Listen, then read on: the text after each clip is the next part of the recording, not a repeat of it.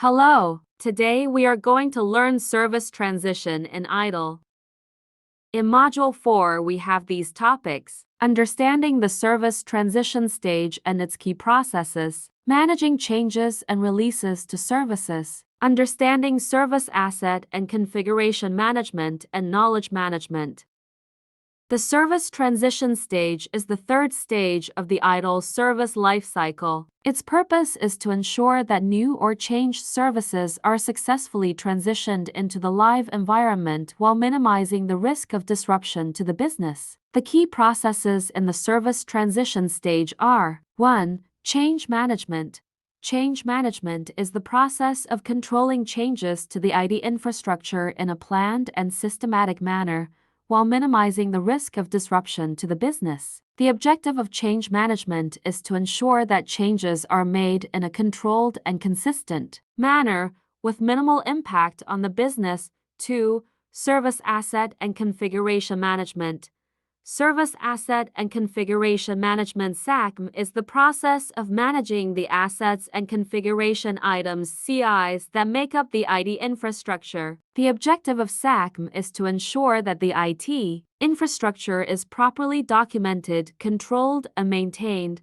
3. Release and Deployment Management.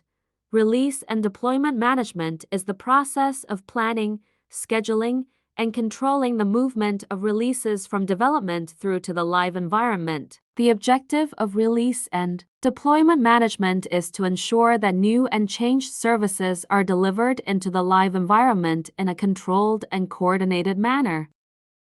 4. Knowledge management.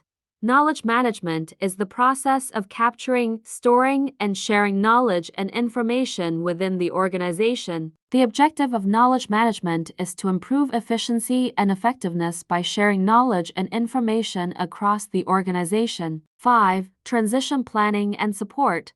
Transition planning and support is the process of planning and coordinating the resources required to deploy a new or changed service into the live environment. The objective of transition planning and support is to ensure that the necessary resources are in place to enable a successful transition. 6. Service validation and testing. Service validation and testing is the process of verifying that a new or changed service meets the business requirements and is fit for purpose. The objective of service validation and testing is to ensure that the service is delivered with the required level of quality.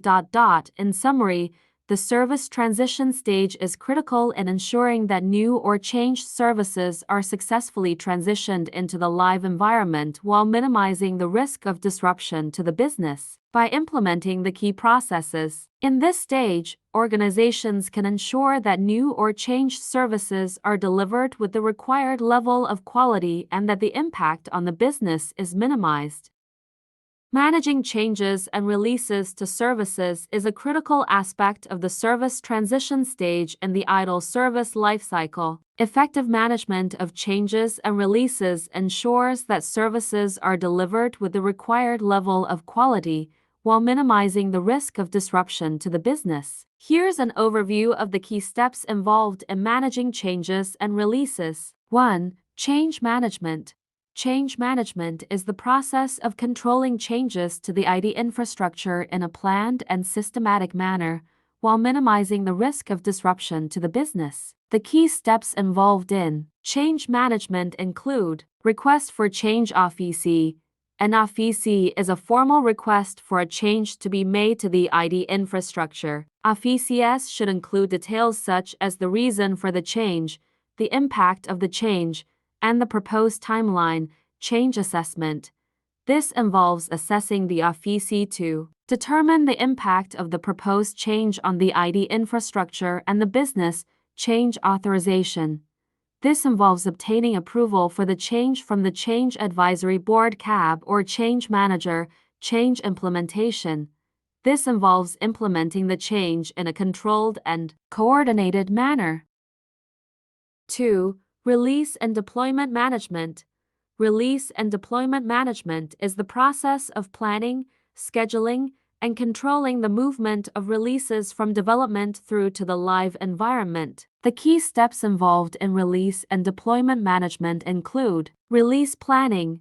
This involves planning the release, including identifying the components that will be included in the release, the timeline for the release, and the required resources, build and test. This involves building and testing the release in a controlled and coordinated manner. Release deployment. This involves deploying the release into the live environment in a controlled and coordinated manner. Early life support. This involves providing support for the release in the early stages of its life. Effective management of changes and releases requires close collaboration between IT and the business. It's important to ensure that stakeholders are kept informed throughout the process and that any risks and issues are identified and addressed in a timely manner. By implementing effective change management and release and deployment management processes, organizations can ensure that services are delivered with the required level of quality while minimizing the risk of disruption to the business. Service Asset and Configuration Management (SACM) and Knowledge Management (KM) are two important processes in the ITIL service transition stage. Here's an overview of each process. 1. Service Asset and Configuration Management. SACM is the process of managing the assets and configuration items (CIs) that make up the IT infrastructure. The objective of SACM is to ensure that the IT infrastructure is properly documented, controlled, and maintained. The key steps involved in SACM include identification. This involves identifying all the assets and CIs that make up the IT infrastructure. Control. This involves controlling changes to the assets and CIs to ensure that they are properly documented and maintained. Status accounting. This involves recording the status of the assets and CIs, including information on changes, versions, and relationships. Verification and audit. This involves verifying and auditing the assets and CIs to ensure that they are properly documented and maintained. 2. Knowledge management.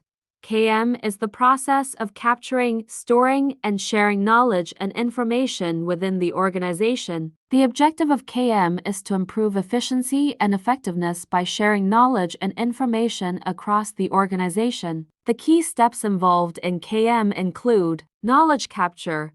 This involves capturing knowledge and information from various sources, including experts, documentation, and experience. Knowledge storage. This involves storing the knowledge and information in a central repository, such as a knowledge base. Knowledge retrieval. This involves making the knowledge and information available to those who need it through various channels such as self-service portals, chatbots, and knowledge articles. Knowledge transfer. This involves transferring knowledge and information to others in the organization through various channels such as training, mentoring, and coaching. Effective SACM and KM processes are critical to ensuring that services are delivered with the required level of quality while minimizing the risk of disruption to the business. By implementing these processes, organizations can ensure that the IT infrastructure is properly documented, controlled, and maintained, and that knowledge and information is shared effectively across the organization.